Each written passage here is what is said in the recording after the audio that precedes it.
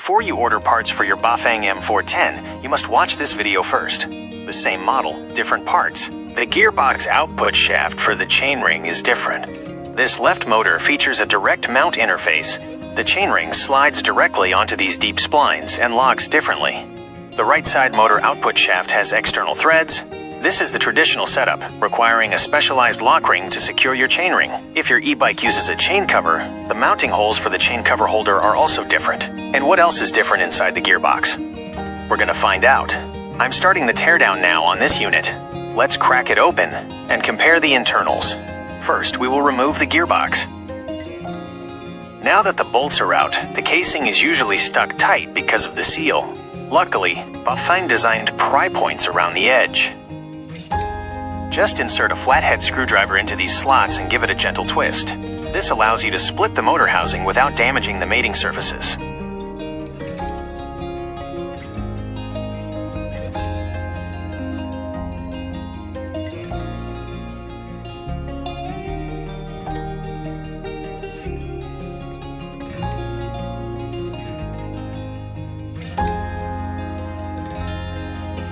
Be careful with the housing gasket. You want to be gentle here and keep the seal intact so we don't have any leaks later.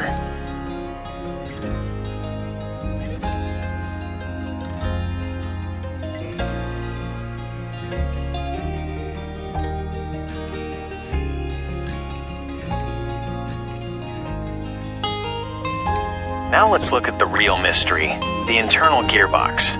The version with the threaded ending uses a one-way bearing in the middle, which is integrated with the torque sensor.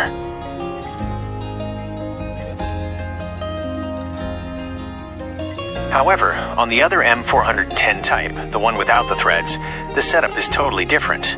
It uses a pawl clutch instead, which interfaces with the torque sensor. This means the internal engagement and power delivery feel different between these two M410 variants, even though they share the same model name. Keep in mind, whether you're swapping out the torque sensor or the controller, you first need to remove this nylon gear retaining plate. It's held in by a few bolts. Once this plate is out of the way, you'll have full access to the internal components.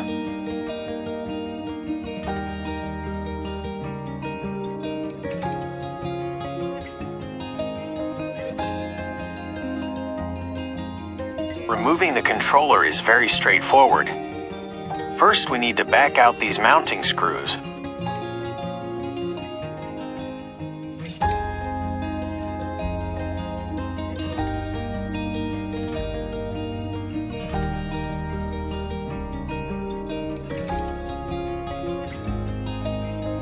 Next, go ahead and disconnect the torque sensor lead.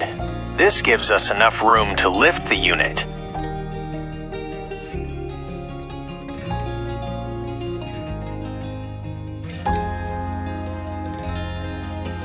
Now, carefully pry or lift the controller up. You'll see several wiring harnesses tucked underneath.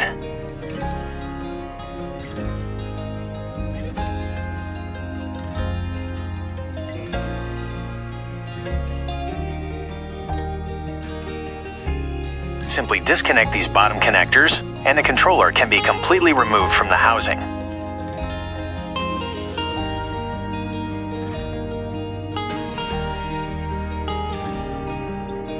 Removing the torque sensor is incredibly simple on this version.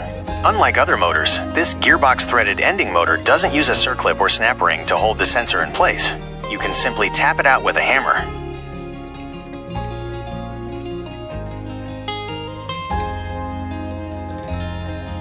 We actually tore down another version of the M410 recently, although we didn't get that one on film.